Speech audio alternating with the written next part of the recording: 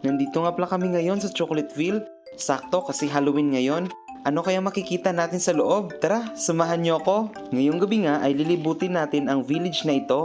Halloween nga pala ang theme ngayon. Tabi-tabi lang pala, baka matuyuan tayo dito. Ano daw? Hi, boot! 150 baht nga pala ang entrance dito.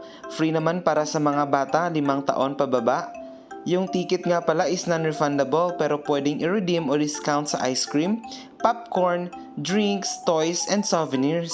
Marami ang mga tao na pumipila at pumupunta sa mga oras na ito.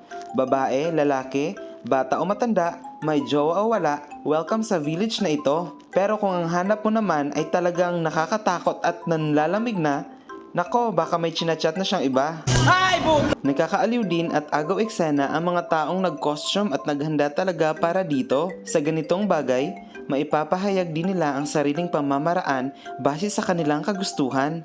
Habang lumalalim ang gabi, padami din ang padami ang mga taong pumupunta dito. Marami din palang pwedeng pagkuhanan ng pictures, pero sa mga oras na ito, medyo pahirapan na. Konti na nga lang ang mga pictures na nakuha ko kasi wala hindi tayo pinili. Nakakatuwa din tong pa-snow effects nila. Bagay tuloy sa akin yung turtleneck ko.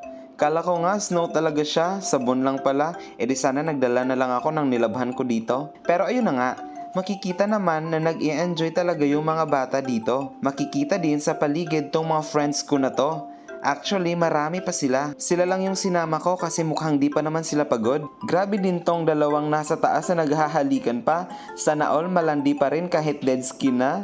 Malawak nga pala ang village na ito, pero di ka naman mawawala kasi may map naman sila. May mga nakabantay naman sa paligid at guard on duty kaya safe siya. May mga kainan din pala sa loob ng village. 10% din yung service charge sa bawat foods and beverages nila. Ang bawat bahay din pala dito ay may iba't ibang atraksyon.